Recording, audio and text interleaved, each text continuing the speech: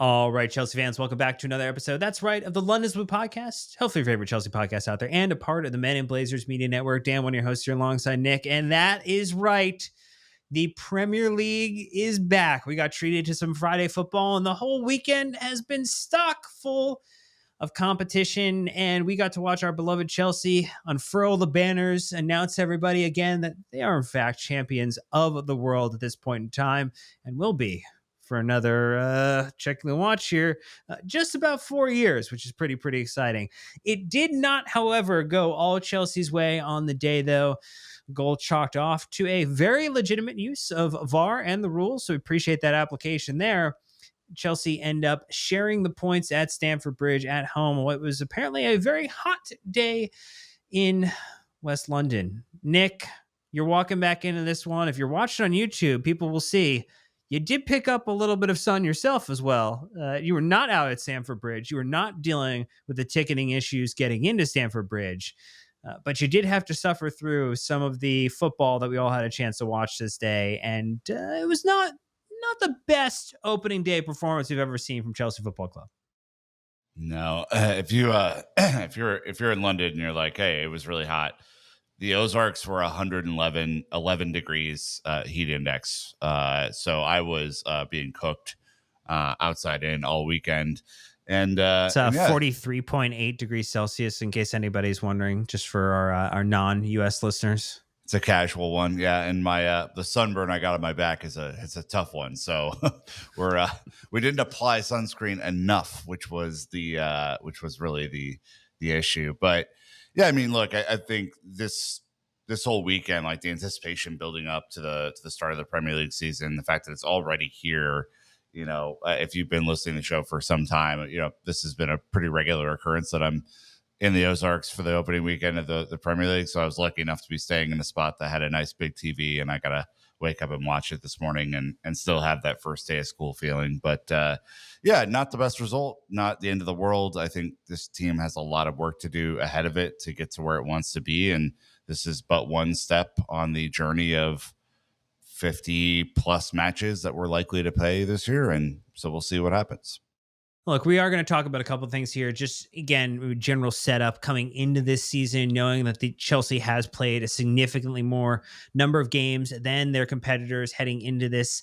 And they also have had a very modified preseason relative to the teams that had a chance to start naturally. Again, they weren't in the competition to be champions of the world. So, take it for what it is there. You also get into the fact, too, we want to talk a little bit about Josh and his performance in center back, which I think had a lot of people talking. And I think some critics, and we'll talk about maybe why that was. We'll start about just generally knocking off the rust and, our Palace may be a good litmus test or not for where the Chelsea team is at. And then there is still a ton of work that Chelsea need to do in the transfer market as the window starts to march towards a close. There are rumors of players that still to come in. There are players that obviously need to get out, and Chelsea has a ton of work to do there. But we'll start at the top, as we like to do, just with the three-word match review to kind of set the stage for our feelings and opinions on the match. Nick, what did you do for your three-word match review? Gold didn't glitter. They unveiled the new gold signage. I wish that the play on the field would have mimicked the golden championship that was on offer, but it did not glitter, unfortunately. Well, we did have a couple of listener ones from Discord. Doc Water with No Palace Siege. You had Spanish Joe with Double Agent Gurhi. You had Josh is CB1 from McGleasy, and then you also had Millhouse with the Time to Panic. They did kind of indicate with the asterisk of the parentheses, buy, panic buy type of situation at this point in time. I don't think we're there yet, but no. This actually kind of leads me to my three-word match review, which is ahoy, unreal overreactions. There were a lot of overreactions, whether you were in our Discord community, whether you're on the Chelsea Reddit, where if you're on the ground, from what I was hearing from people who were there, from what you were seeing on various social media sites, there were just a lot of people who were very unhappy with the result today. I'm going to tell you, I am not as fussed as I think many other people were walking away from this game with a draw against a Crystal Palace team that has infuriated opposition like Chelsea, top teams, away. And maybe just kind of get into the starting 11 that we put out here. when we talked in our preview show with Sam that you kind of expected that Ruska was going to try to basically copy and paste in this 11.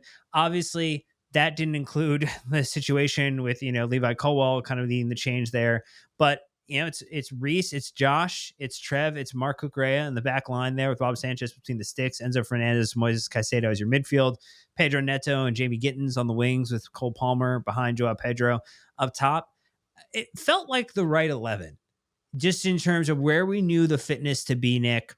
I think a lot of people were asking, why didn't Estêvão start or why didn't Liam Delap start? I mean, they would think there were questions there, but in general, to me, that always feels like a first game of the season, where Chelsea are at, only 2 preseason games after the truncated summer. It felt like it was all just a fitness conversation. Like it really was who is the fittest in this moment. And I mean, I think there are a couple like just auto picks, right? Like Moises Caicedo is healthy. He's going in 11. Others, it felt more like, hey, is Jamie Gittins more fit than another winger? Great, he's going in. Yeah, I mean, we learned, what was it, Thursday, that Tosin was going to miss this one through a small injury that they're kind of taking as precautionary. And so to me, that only left really one option, and that's playing Josh Achampong to give his real kind of Premier League debut, right? I mean, I know he played last year, but this is full starter at home in front of the crowd hyping him up. I think a lot of cautiously optimistic supporters that were ready to kind of go to his side, and I would count myself among them. I do think that he is special, and I do believe that given the amount of games that we have, that he has a role to play in this team this season. The only way we're going to know is if he plays. And so that was the change that I think made the most sense. I think what I was surprised by with the fitness, because I know we'll talk about Josh here in a second, I would have anticipated, just given the fact that Chelsea had a pretty short vacation time and then back into preseason, that they would have been a little bit more fit and up for it than maybe I saw from specifically certain players on the pitch. I think this team is going to take basically until the first international break to get back up to speed in any real way. And that is going to be a challenge, right? I think we could count last year, because of the lack of injuries, that we were almost always the fitter team when we played anyone, right? Maybe Liverpool being an exception along the way, but like we were always up for the fitness challenge. And Palace, I think, looked at us genuinely and were like, hey, we're not going to get bullied by these guys. We're going to throw a couple haymakers ourselves. We had a really competitive match against Liverpool last week. We're going to go out there and see if we can beat these guys. And I think we found ourselves on the back foot for a large part of this match. And at the end, I think really ramped into the Chelsea that we fell in love with over the summer, which was playing some good football and creating a bunch of chances. But the fitness thing, I think, it was an eye-opener today for me, that we were not, as a collective or specific individuals, like really up for it. And they're going to have to work their way into it, because Champions League is a month away from starting, and that's going to be a whole different thing. So I think just on the fitness point, that was the thing that kind of took me aback. And, maybe just from that 11 that we had there, any of those players that you felt like, plus, you look like, hey, they are ready to go for this point in the season. I mean, I think Reese in general looked generally very, very fit and ready to go in this one, which I think is a very, very exciting thing for us. Cucurella looked full of life per usual in the way that he was flying in, pushing into midfield. I mean, he was closer to Cole Palmer at times than some of the other players on the pitch.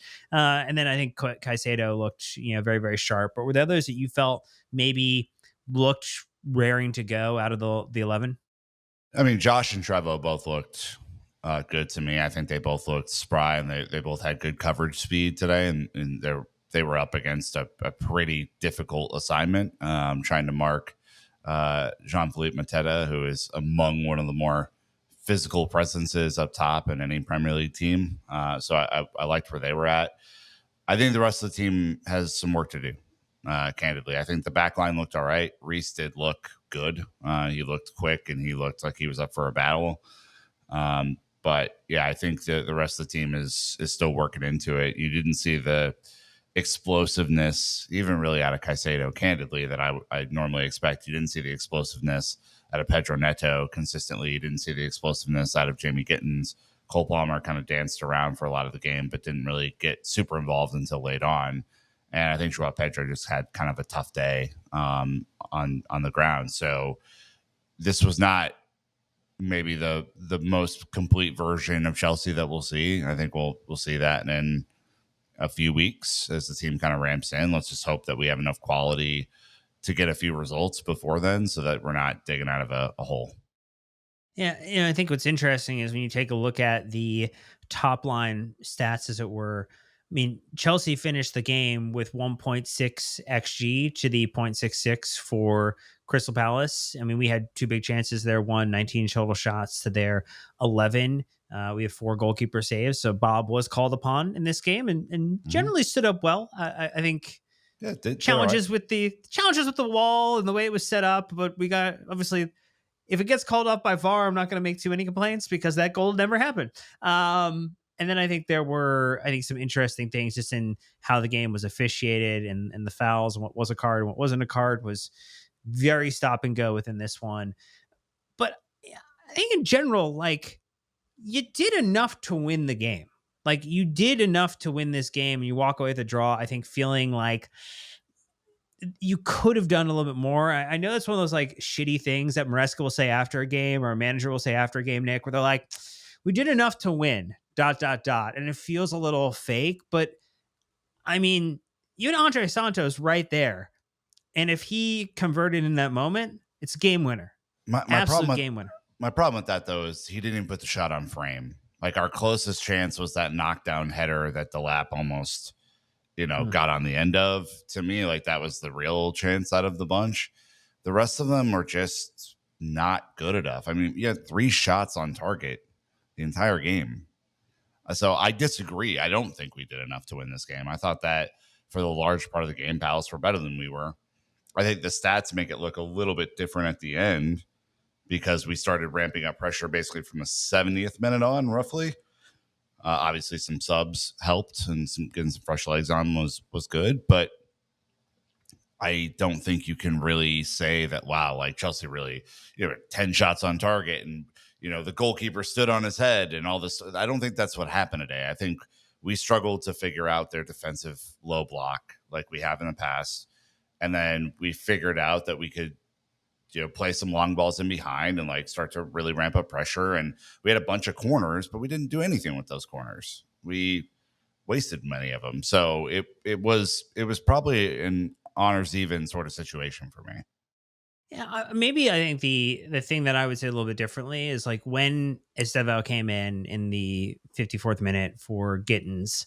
And then I think to the point you made that like, oh, hey, we brought Liam Delap in the 73rd minute. And like, we felt like we were really just go from that point forward. Yeah. It's when we realized like, oh, we actually now have someone who can push past them, can dribble past.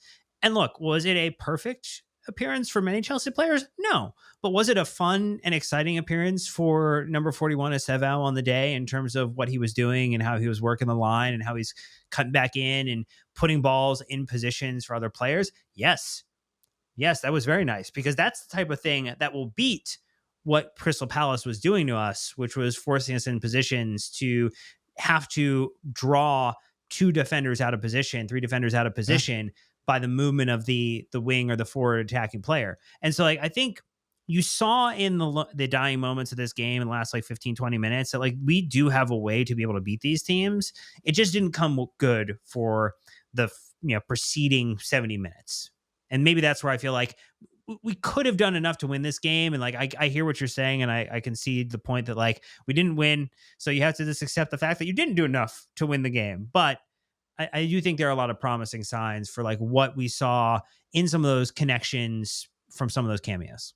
I don't think the stats even tell the story to justify it. I think you're right though. Like, yeah, Estêvão came on and had a fearless, appearance, which I thought was great. The fact that they were doubling him straight away tells you what Premier League teams think of his potential, which is, ridiculous. The fact that when he comes on, Cole Palmer finds himself isolated one-on-one a little bit more, which is that's a win for Chelsea. If you get Cole Palmer, in a situation where he's not dealing with 2 to 3 players, where he's dealing with one, maybe two, he can do something with that. And then you saw him start to turn on his quality a little bit more. It all comes back to production from those forward areas, and we didn't have it today. And so I think when you look at the story of today, it's an almost but not good enough, and that'll be a thing that we follow on this show for especially the first couple of months of the season, as this team starts to get to know each other and start to build relationships on the pitch together and understands little body movements and feints and like positioning that can help each other really grow into a game. Like, this is not the end of the world. This is not me like shaming the team for a bad performance or whatever. I thought it was an adequate performance, but they just didn't look like they were connected up top or through the midfield or in defense the same way that we saw them previously. You made a comment in the very beginning of the pod talking about this idea when you were watching it and like the first day of school vibes. And it did have a feeling as if some of the connections on the pitch were a little bit more first day of school type of situations, trying to establish that connection. Not saying that it can't be developed or that there's not an opportunity to enhance that over the next couple weeks before we, to your point, get involved in our Champions League matches. But do you think you have a very fast turn to West Ham coming up on Friday? So it is a good test to see how quickly you can build those connections over the next couple of days. And they're going to be doing fitness work. Let's just be real about it for the next, I would say a few weeks, as they really take this as the chance to get ramped up for the season. So yeah, I think there's going to be plenty of the team getting to know each other and understanding where the others are going to be and starting to work on some of those pass and move situations that we've seen be so effective over the last, couple of months now.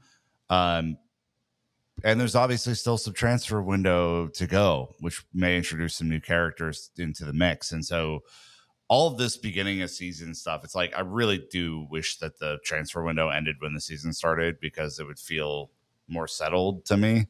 But you still but it wouldn't be as fun to do podcasts through the entirety of the first month of the season, Nick. Come on. I feel for Enzo Maresca in this regard, because I do feel like it's like a weird couple of weeks that they're in right now to get to the first international break, which is essentially, in the U.S. Labor Day through the first couple of weeks of September. And that is like, it's like after that moment, the team has to come back and be raring and ready to go. So I hope, again, just looking ahead at the results, that we're able to crush West Ham and get back on the winning streak here.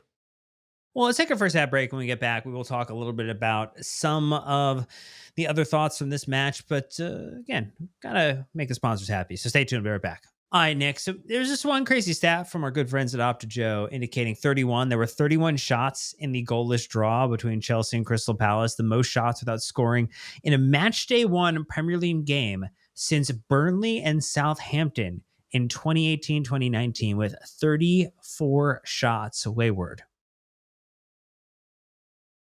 It was pretty ugly. Yeah. I mean, and it's not just from like, players who haven't played in the team before or like substitutes. It's like really good players struggling to keep the ball on target.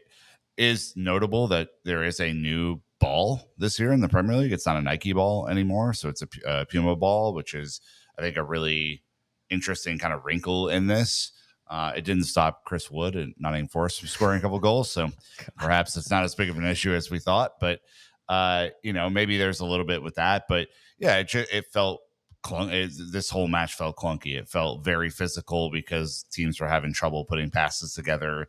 And even when they would get into good positions on breaks or whatever, it was still having the time and space to get your body in the right position. I think back to that, Robert Sanchez over the top to Pedro Neto. All Pedro Neto has to do is get any left foot on the crossover, and Joao Pedro's in the middle of the goal, and he scores probably. I'm just seeing his recent form.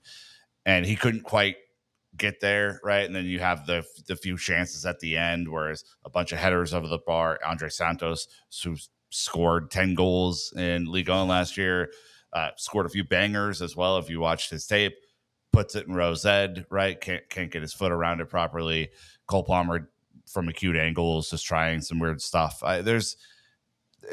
It was clunky and weird, and that's pretty much first week of the season stuff. They will continue to refine that and get the tracking back on schedule. But yeah, it was ugly. I think the other thing though that I would want to point out, and I mentioned this earlier, this is not a bad Crystal Palace side in any way, shape, No, they're or form. good. Like they They're are really a good good. team. Yeah. The stat was that in their last 10 games, which have included Arsenal away, Liverpool away, Chelsea away, Spurs away, the FA Cup semifinal versus Villa, the FA Cup final versus Man City, and the Community Shield versus Liverpool, they're unbeaten in those 10 games and have won 2 trophies. I guess we're counting the Community Shield as a trophy, which would make Arsenal fans very, very happy. And then Man City, obviously in the FA Cup final. Like this is not a joke Crystal Palace team. Like there have been seasons where it's been fun to point fingers at Crystal Palace. I'm like, oh yeah, they're not doing that great. Some of the Roy Hodgson type of teams that we had a chance to beat up on.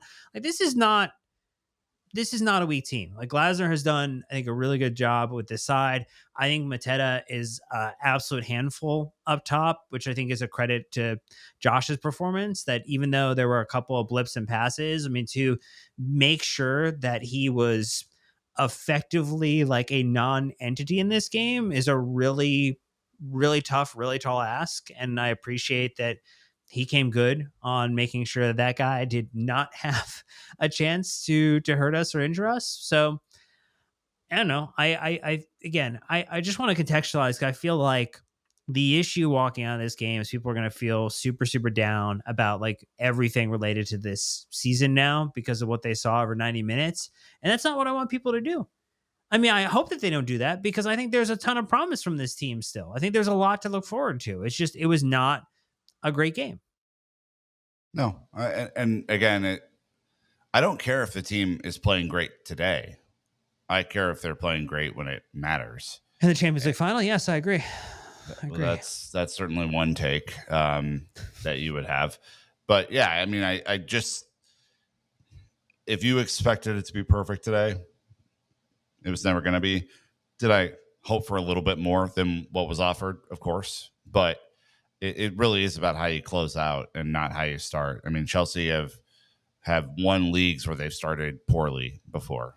It really is about how the team grows and how the team figures out how to attack these really stubborn defenses, which Crystal Palace have become really, really solid under Glasner. And Glasner is a really, really good manager. Like he is keeping that team together with duct tape right now because of everything that's going on in their transfer market and all the rumors and stuff like that. And he may lose a couple of his star pieces. There are rumors that Mateta, Eza, and Gay might all go before the end of the window. Wild. And so if you play Crystal Palace today, like we did, and you play them on September 10th or whenever we're back from the international break, you might be playing a whole different team, right? So it is all a little bit wonky. And I don't think the quality that you saw on the pitch today is going to be indicative of what you see a month from now. Yeah, I do think that is a very fair, very, very calm statement to make. Maybe just in terms of the overall performance, kind of heading into that match versus West Ham. You're Enzo Maresca. You've had a chance to watch this.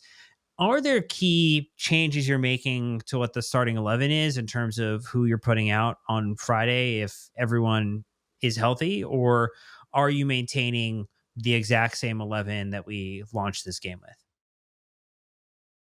I think the only move that you might make is if Tosin is healthy, bring in Tosin for Josh. And I do just want to quickly talk about Josh since we have this earmarked as a topic in this podcast. We've been seasoning it throughout, but please take an opportunity to give us a full course here.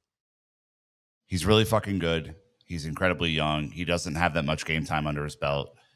Again, if your expectations were that he was going to be Levi Colwill, who himself didn't really grow into Levi Colwill until the last 6 months, then I think that your expectations were set in the wrong place.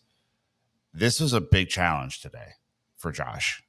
And I'll let you go through the stats on all of it, but he's a young man making a big step up in terms of being starting quality, and obviously he started against Ipswich, and into the Conference League last year.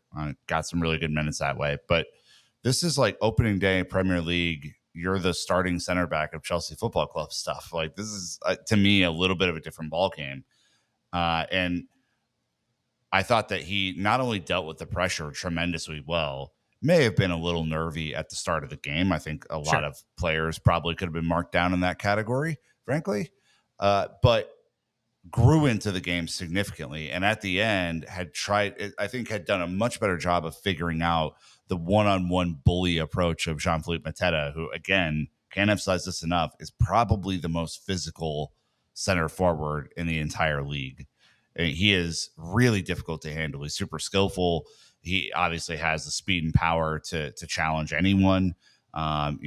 He's went up against our best and come out on top before he scored goals against us. Like, this is a really big challenge. And I think that Josh also had to have one eye on what Eze was doing, who is also on an absolute heater and in the moment trying to do his best. And so, again, it was a couple of years ago now, but Levi Colwill got the starting job at Chelsea under Pochettino, right? We had brought him back from this big loan at Brighton where he did excellent. He played him at left back, which was a real wrinkle to it. And he started all preseason leading up to that, right? So we had a loan at, I think it was Huddersfield first, then he went to Brighton, and then he came to Chelsea. So he had like two full seasons on loan, and then started that season after a full preseason. Josh doesn't have any of that. Josh didn't play, I don't think, a minute in the Club World Cup. And if he did, it was only a couple. I can't remember him getting on in the Club World Cup. Maybe he did.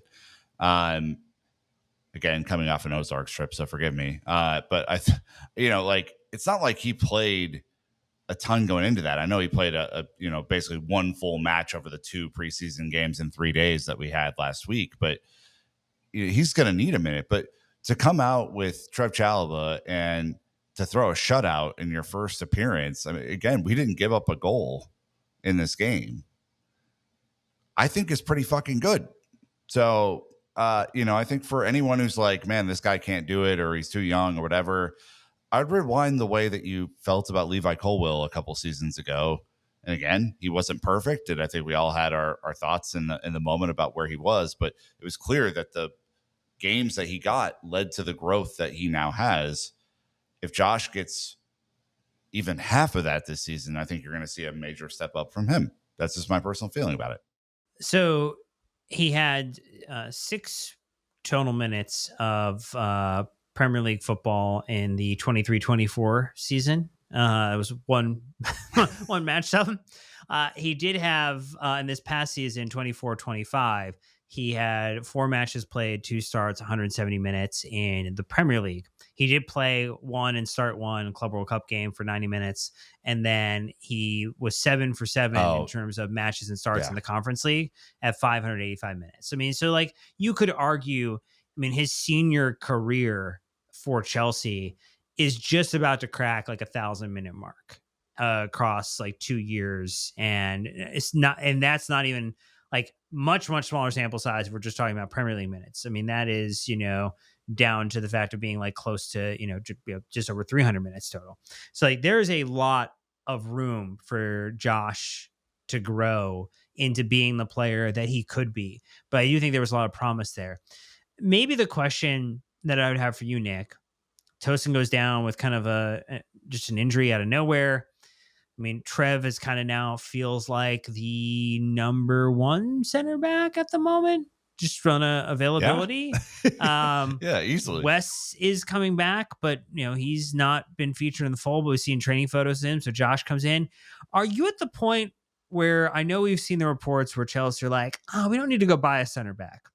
But then you look at it and you're like, yeah, but if we had one more injury, we'd be really screwed here. Yeah. Are you in the mode where even though you want Josh to get playing time, you feel as if Chelsea need to go back out into the window and bring in a senior center back for this unit? I think you have to be very, very sure that you're going to have a full whatever a full West Fofana season means, probably about half the games, and a full Badiashile, i.e. his injury, whatever his injury was, and I believe it was a hamstring off of the Benfica game in the Club World Cup, and that won't get re-injured. Because the answer is we aren't sure on either one of those guys, that their injury might take them into November, December, whatever the case is. You have to go buy someone. You can't walk into the season with just Trev, Josh, and Tosin. That would be an irresponsible thing to do, because they will then play more and potentially leave themselves open to injury, and then you're totally and utterly screwed and probably playing a championship player or Reece James at center back or whatever the case might be. Jarrell Hatto, whatever. And you have to be really confident that Jarrell Hatto could potentially play center back for an extended period of time if there's an extra injury, because I know people are quoting him as a center back, fullback, but the club brought him in as fullback. That was what they saw in him. And his stature and profile is not one of, this era of Chelsea center backs. Like, Badiashile's 6'5", Tosin's a huge guy, I think 6'5", 6'6". Colwell and those guys are all over 6 foot comfortably. This is, Jarrell Hatto's barely scraping 6 foot. I think he's probably closer to where I am at 5'11", if we were to do an accurate measurement. So you have to be really, really sure that he could do that job in a pinch for an extended period, and that Marc Cucurella wouldn't get hurt, right? So you start to see where the decisions kind of snowball on you a little bit. Like, if you're unsure of any of that stuff, you do have to go into the market. I feel like that would be, whatever. You sacrifice one of the forward signings, I'm sure we'll talk about at the end of this podcast, for that, because it, or Reece James becomes your auxiliary center back or whatever. You can makeshift it the way that you need to. But like, I mean, that also feels like gambling with a bad hand. Like, I agree. And knowing that you have a bad hand. Like, you're walking into the casino, you go to the table, you look at the hand, you're like, oh man, this hand's really bad. Let me put more chips into the table. Like, that's what it feels like you might be doing if you think that Reece James is a part of your solution in the center back position. No, that's idiotic. I mean, if that is a view. And look, this is also me. This is the same me that says, hey, Josh needs some time. But it can't, I mean, I think it would be silly if Wes and Benoit are both maybes to then put Josh under that sort of pressure. Sure. I think because again, Levi had 5,000-6,000 minutes of first team football before he became starting center back at Chelsea for that season. And he got injured in that season. He was out for a fair chunk. You're just putting so much strain on a body that hasn't been used to playing at this level. And then we'll have to play at that level in the Champions League too. Like, I'm a huge believer in Josh, and I'll sing his praises from the rooftop, and I will be the same critical that I was when Levi wasn't playing that well if he slips up, but that's just insanity to put that sort of pressure on a kid. Like, I mean, he's 19 years old, man. Yeah. I know he had a great shot, a great thing today. He had 5 clearances and 1 interception, tackles. He was great on the ball, advancing the ball up the field and getting into different spaces. It's just like, I just did the math for you. It's a complicated one. I want him to get minutes, and I want the rest of the team to be healthy, and that's a complicated one. Well, it's a great balancing act that you want to see a couple of players who have grown up in Chelsea get an opportunity to really strut their stuff. For one to do it in a singular season is tough enough. Oh yeah. And you're doing it now in a position group that looks potentially injury challenged or really concerning from a situational standpoint, particularly after the Levi Colwell injury, and just like what the drop off was from Levi to the next level center back on this team. And so like you lost a really, really cornerstone player. So the overall I think positional strength dropped. And then your number one replacement for Levi Colwell is not as good as Levi Colwell. So like the overall positional group power, I would say, has gone down. And now you then have to think about like how does this situate itself amongst the injuries, amongst having injury prone players within that group as well, and across that back line. And so I do think, to your point, it does feel as if Chelsea would at least, it would be a dereliction of duty to not be going out to the market and seeing who you could get from a high quality defender standpoint. I'm not saying that you have to go buy. Like, I'm not saying that Chelsea have to go buy a player. But again, no player's individual development in a season takes precedent to me over Chelsea going and winning things. Like, I think that it should be something that happens naturally within the going out and winning things because a manager finds a way and makes a way. But winning is the priority number one.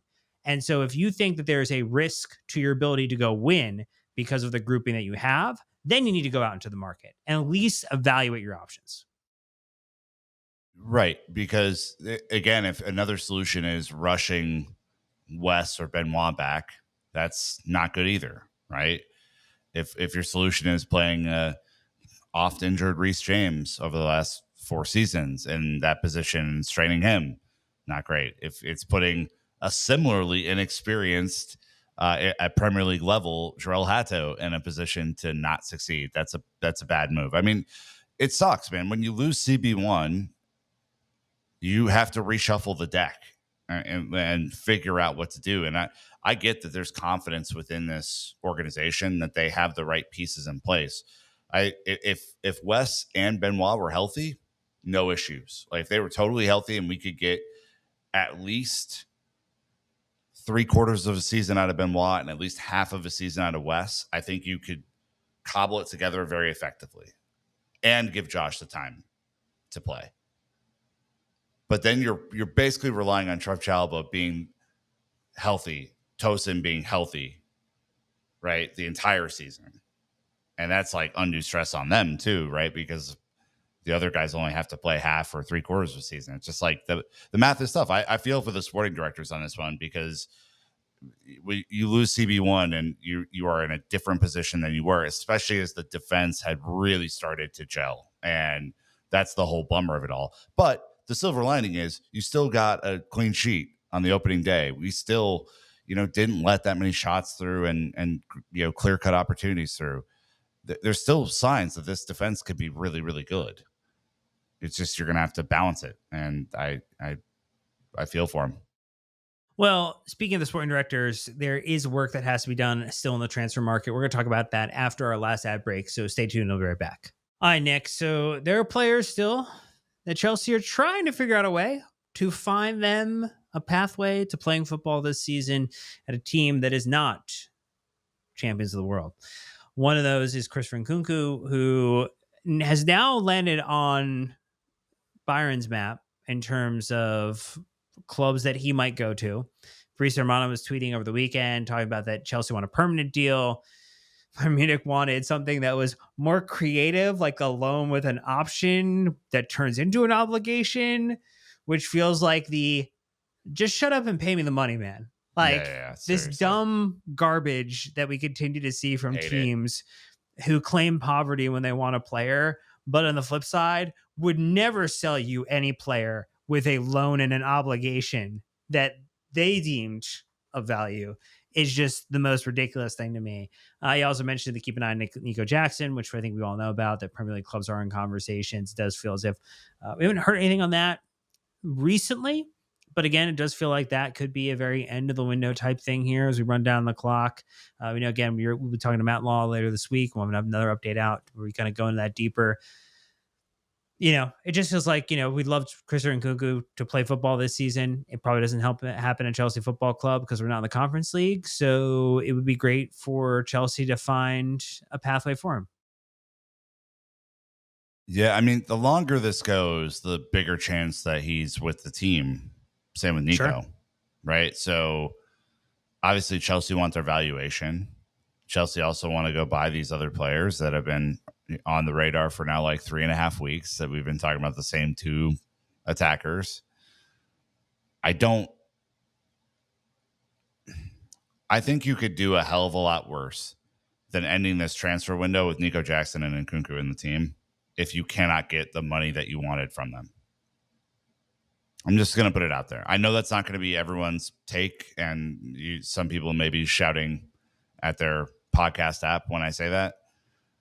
I think that you saw enough out of Nkunku in the Club World Cup to feel okay about him in the system, and I think you didn't see enough out of our attack today to feel like you could just give Nico Jackson away for free in this environment. And so if that's the case, and they were both on the team at the end, I guarantee you they would be used in whatever format. Maybe they're both subs, maybe there's just an off appearance here or there, but they could both help the team. We shouldn't cut rate when the striker market and the attacker market is so hot right now, just to get them out. I feel like that is just silly. And I'm not convinced enough by like the incoming discussion that those deals are going to get done, that like you could do that and then just feel great about it, because you're at this point where you've already signed a bunch of players. Clubs know that you have to get rid and that you want to get rid. You've already made contact about that. So they are going to lowball you. I mean, they are going to do the negotiating thing, which I think you and I would both do if you were in their situation. Sure.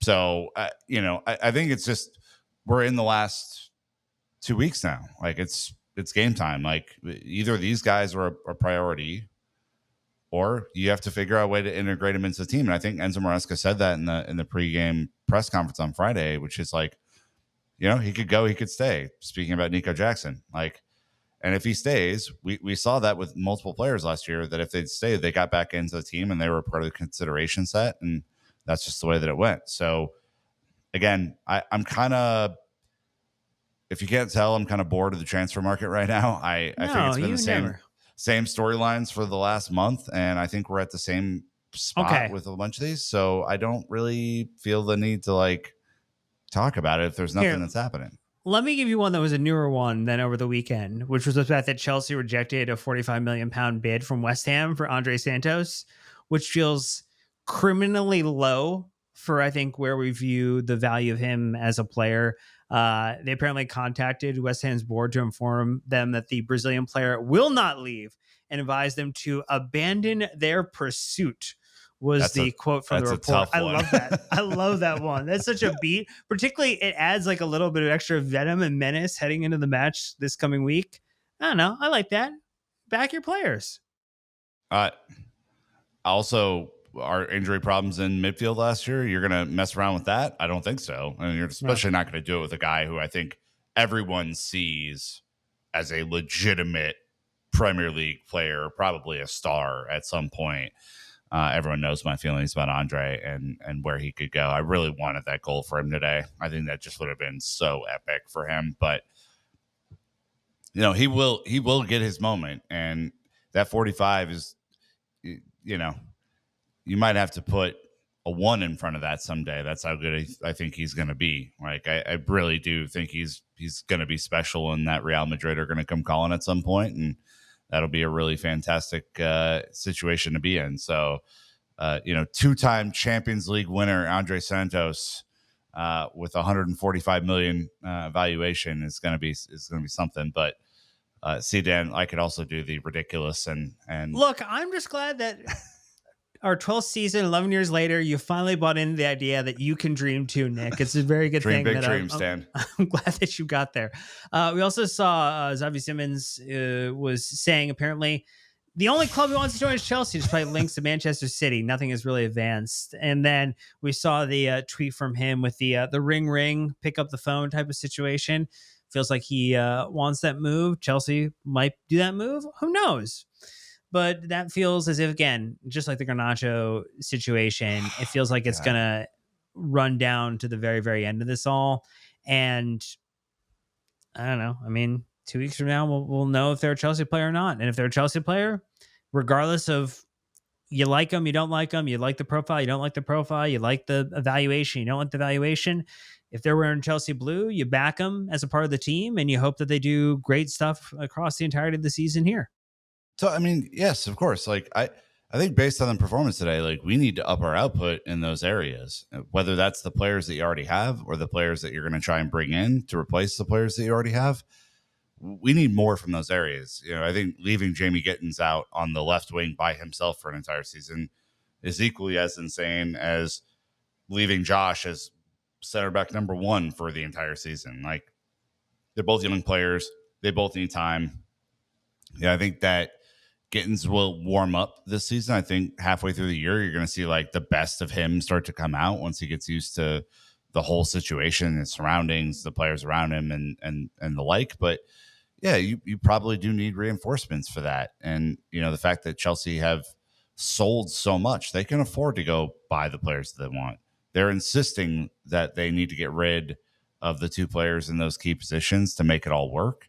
And I think, again, whether it's Xavi Simons, whether it's, that pushes Cole out to the right, so there's a little bit more balance. Maybe Pedro Neto is then the left-handed compatriot for left-sided compatriot, I should say, for Jamie Gittins. Like, that's all possible. Same with Garnacho. If Garnacho comes in, he's almost certainly a left-sided player that gives competition to Jamie Gittins, and then gives a little bit more flexibility to the right side with Neto and Estêvão. So I understand the rationale and logic for all of this. I think it's just like, it doesn't seem like we're getting what we want out of the outgoing situation. And so I think that does complicate what Chelsea can do, because we are not the only clubs in for these players. We might be the most serious clubs, but if City wanted Simmons, they could just go buy him tomorrow. No problem. Like, it would be an easy deal for them to do. They have the cash. And, Pep's a really attractive coach to go play for. He might say he only wants Chelsea, but if that City offer came in with those wages, watch how fast he's wearing sky blue. Game over, man. Game over. Yeah. Like, so yeah, it's a delicate one. And I do, again, I think this part of the window is probably the most stressful time for everybody. It's probably the most stressful for Enzo Maresca, because he doesn't know what the final look of his team is going to be. It's probably stressful for the players who don't know where they really sit in the pecking order within the team. And it's probably stressful for the incoming players and the sporting directors themselves to not understand how everything's going to look and feel. But, it's what they get paid the big bucks for. Well, look, Chelsea have plenty to do, but they also have a game on Friday. And so if you're listening to this podcast on Monday, August the 18th or later, Chelsea have only a couple of days to turn around and get ready to hopefully batter another London rival and just say the lads gave everything, as a quote for one Graham Potter, who is looking to potentially not have a great season at West Ham at this point in time, given the first performance and how they ended last season. So let's keep that in mind.